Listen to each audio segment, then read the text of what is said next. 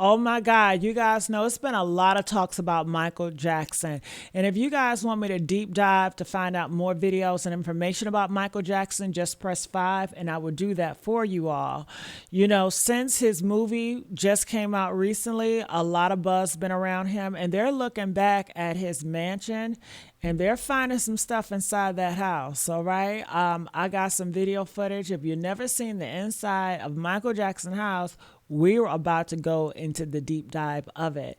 So make sure you guys like, share, and subscribe here. And I just want to say I thank you all for your likes and the comments. I really appreciate you all so much. And I'm glad to continue to service you.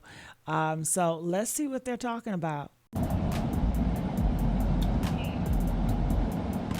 As we enter the main foyer here in the main house at Neverland, this was a room where Michael Jackson would greet his closest friends, and it was a room filled with artwork. These walls had huge paintings on them. 17 years after Michael Jackson's death, Neverland Ranch still does not feel like a normal piece of real estate. It feels like a memory that refuses to disappear. And in a strange twist, it is back in the conversation again. Not because it was put on the market, but because Hollywood came back to film there. In 2024, crews for the Michael biopic used the property as a filming location, dragging the old ranch back into the spotlight and reminding everyone that Neverland is still one of the most talked about estates in pop culture history.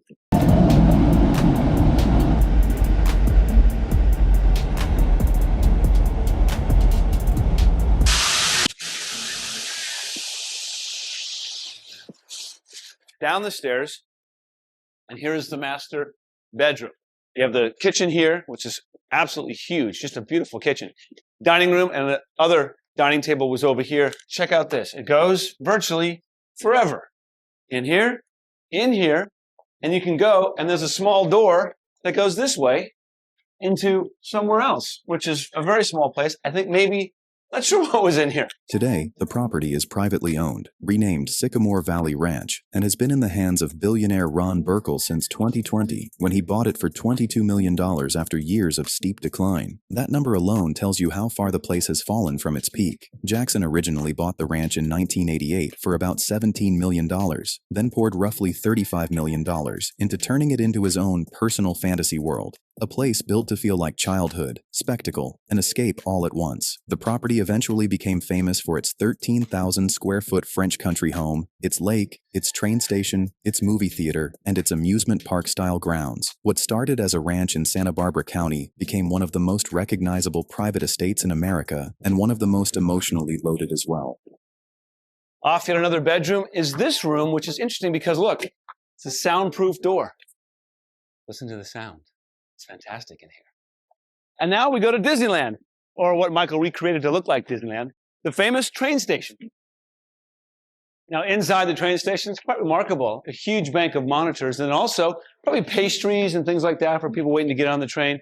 A fully functioning train station. That is because Neverland was never just a house to Michael Jackson. It was an idea. Jackson named it after Peter Pan's Neverland, the place where a boy never grows up, and that choice said almost everything about what the estate meant to him. The ranch was his attempt to reclaim a childhood he felt he had lost. That is why the property ended up looking less like a celebrity mansion and more like a self-contained world, with a Ferris wheel, petting zoo, rail system, and whimsical gardens designed to make it feel like something between a theme park and a dream. It was not built to impress the neighbors. It was built to create an environment that felt unlike anywhere else on Earth. Some depicting Michael Jackson in whimsical or magical situations.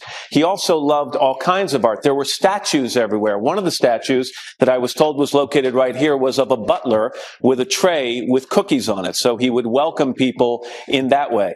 At the other end of the foyer down here, there was a huge clock, a two-sided marble clock that was so heavy that workers had to come here to Neverland Ranch and actually reinforce the floor here so that that clock would not fall through to the basement below. Now, from the foyer, we can take a couple of steps down into the main living room. This was filled with couches and chairs and rugs, and in this corner here, there was a grand piano.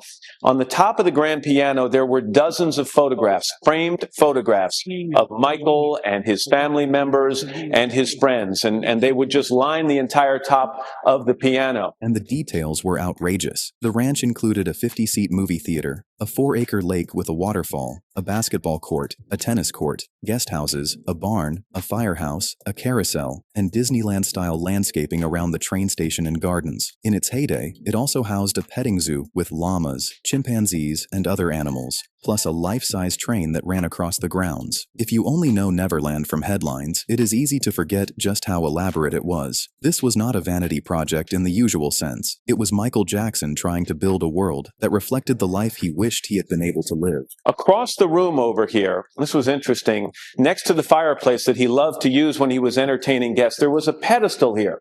On top of the pedestal was an Academy Award statue, an Oscar from 1939's Best Picture for Gone with the Wind. About 10 years ago, Michael paid $1.5 million for that Academy Award, and he put it on a rotating pedestal so his guests could admire it.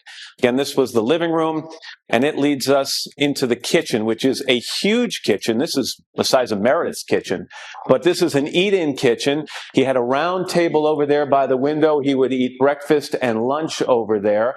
And then this is the main preparation kitchen area. Of course, he had a lot of people working for him, people who cooked for him. They all wear uniforms. And if you look at the floors, they're beautiful in here. These were actually taken from an 18th century French chateau. It was dismantled in France, and then the pieces of it were shipped here to the United States. And craftsmen meticulously put it back together. As a matter of fact, some of those craftsmen occupied many of the rooms, the hotel rooms, in this area for a couple of years. But the fairy tale did not last forever. Jackson left Neverland in 2005 after his misconduct trial, and he never returned to the property. After the 2003 police raid and the public scrutiny that followed, the ranch became more and more associated with legal pressure, controversy, and isolation.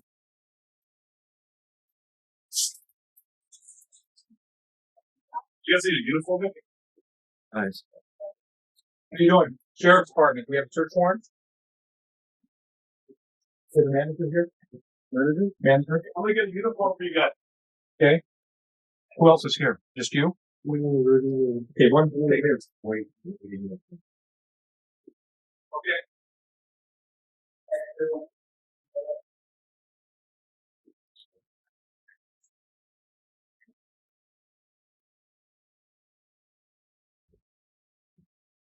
Okay, I've got, you guys saw the one camera leading over his place. Right.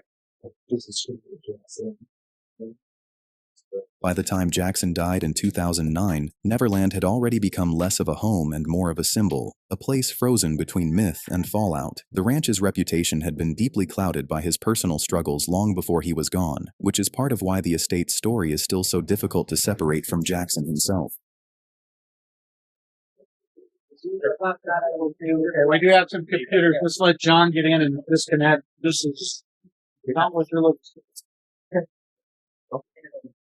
Okay, well.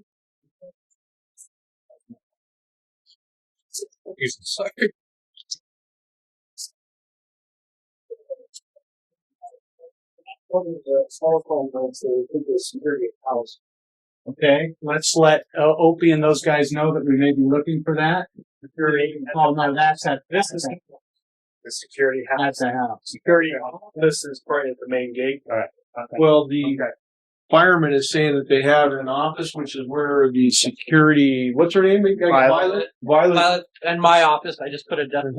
Seems they have the security. Where is Violet? Violet actually was on the phone when I was on the phone with her on the helicopter, so I told her I think something's going on, and so I don't know if she was heading in. Once he left, the property started to unravel. In 2008, Jackson defaulted on a $24.5 million loan tied to the ranch, and after his death, Colony Capital removed many of its key assets, including the petting zoo and rides. The private amusement park that had once defined Neverland began disappearing piece by piece. The magic did not vanish all at once. It was dismantled. That is what makes the ranch's later years so haunting. The place did not just age. It was stripped down, restructured, and slowly turned back into raw real estate after once being one of the most extravagant private playgrounds in the world. Some of the old rides did not stay with the property either. Latest reporting notes that the amusement rides were sold and later showed up at fairs across California, Oregon, and Washington, with some pieces finding permanent homes at places like Coney Island and Beach Bend Park. That detail is almost too perfect because it captures the whole Neverland story in one image. What was once part of Michael Jackson's private fantasy became scattered across the country, broken up and rehomed in pieces. Even the magic of the place ended up on the ranch was first listed for $100 million in 2015. Then the price dropped to $67 million.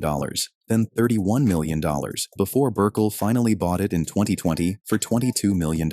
That sale is one of the most striking real estate stories tied to Michael Jackson's legacy because it shows just how much the estate had been devalued by time, neglect, and reputation. For a place that was once customized with such obsessive detail, the eventual price tag was almost shocking. It was less a trophy purchase than a land banking move, but it still marked the end of a long and very public collapse. And yet, the property did not simply sit there untouched. By 2022, county officials were confirming that work was being done on the site, including permits for roofing, electrical, and other repairs on existing structures. Reports described a steady stream of activity coming in and out of the 2,700-acre property, with the current owner making good on a promise to restore the estate's remaining buildings. That matters, because it means Neverland is no longer just an abandoned shell. It is a private, heavily controlled property that is still being worked on, even if the public will likely never get to see it up close. Now I'm entering really the private area of this home and stepping into Michael Jackson's private master bedroom suite. I just want to show you on the wall a security code panel so that Michael could push this to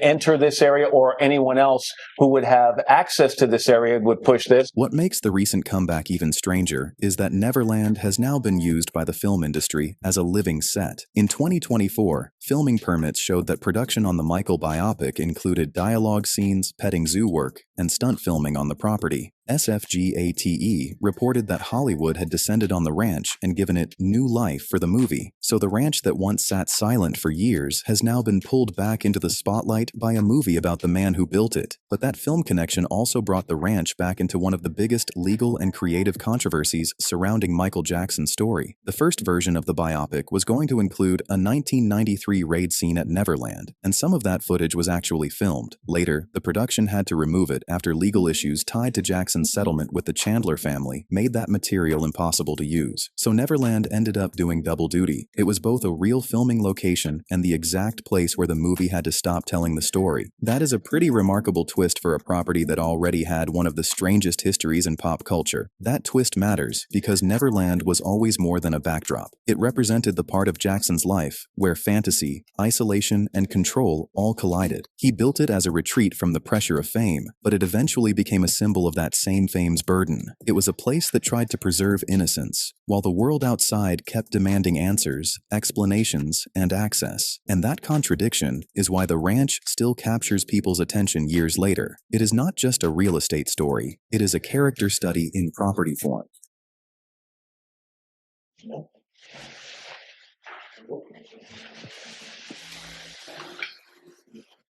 The property's physical size only adds to that feeling. Recent reporting calls it a 2,700-acre estate, anchored by a large Normandy-style main house and surrounded by land that once held as many as 22 structures, including a zoo, amusement rides, and landscaping that literally spelled out the word Neverland. That is the kind of scale that makes the ranch hard to think of as a normal house. Even now, when much of the original whimsy has been removed or altered, the sheer size of the property still makes it feel like an entire world, rather than a residence. Rides. There are now fewer traces of the original spectacle. The private fantasy got broken apart and redistributed into pieces of public nostalgia. That is what happened to Neverland in the years after Jackson's death. It was not simply abandoned. It was dismantled, reshaped, sold, and slowly repurposed. What makes the ranch especially interesting in 2026 is that it sits at the intersection of several different stories at once. It is a celebrity home, a memorial of sorts, a legal symbol, a former theme park, a filming location, and a property still being restored by a private owner who clearly sees long-term value in it. That combination is why it keeps showing up in articles, why fans still talk about it, and why new generations keep rediscovering it whenever a film or documentary brings Michael Jackson back into the cultural conversation. It is also why Neverland remains such a haunting part of Jackson's legacy. The place was built to be joyful, childlike, and protective, but it became one of the most scrutinized private properties in modern celebrity history. story. Jackson used it to create a world that matched his imagination, and then the world turned it into evidence, rumor, legend, and eventually a movie set. That arc, from fantasy to fallout to partial restoration, is what gives Neverland its power even now. It is still Michael Jackson's most visible attempt to turn a feeling into a place. I want to show you something that is really somewhat special and interesting. If you look at these cabinets up here and then you open this cabinet here, you see another security panel, code panel here. If you push the right code on that panel, it unlocks. Now keep in mind, there would be clothing hanging here, so this would be covered. Triple locks on this wall here, and it reveals a secret section of this closet. I'm not sure what he kept in there, but clearly he didn't want many people to know that it existed. I'm going to come back out of the cedar closet here for a second, and then we go up the stairs into where Michael Jackson slept. This was the sleeping loft over here. The bed was against this wall. It was a huge bed, and from what I understand from a friend of his who was here with me yesterday, the bedspread in this room was full sequence, just like many of the outfits that he wore. And that is what makes this place so fascinating. Neverland is not just about Michael Jackson's money, his fame, or even his controversies. It is about the dream he built to escape all three. It is about the fantasy of a childhood he felt he never got to have. It is about the way that fantasy grew so large that it became a landmark. And it is about how, even now, years after his death, and years after the property stopped operating as the wonderland he imagined, Neverland still manages to feel unfinished, still haunted, still alive, still Michael. So if you are looking at Neverland Ranch today, you are not looking at a simple mansion or a simple estate. You are looking at the remains of a private universe, one that once tried to turn pain into play and loneliness into spectacle. The rides may be gone, the name may have changed, and the land may now belong to someone else, but the story is still there, written into every acre of it. And that is why Neverland will probably keep coming back into the conversation every time his life does. It is still there, still enormous, still loaded with memory, and still capable of pulling attention whenever it reappears in the news. That may be the most Neverland thing about it. Even now, it refuses to stay out of the story. In concert. And of course, this was an area that was gone over by investigators, investigating that allegation of sexual misconduct that resulted in a trial back in 2005. And it was after that trial that Michael Jackson never returned to Neverland. Lots of fans have carved messages into these rocks. This one says, "Thank you, Michael, for everything." This one says, "Mexico will always love you." I can't read all of them. A lot of them are faded. "MJ, thank you for everything. P.S. It's all for love." "Happy birthday, Michael. We miss you." So what do you think about Neverland today? Drop your thoughts in the comments.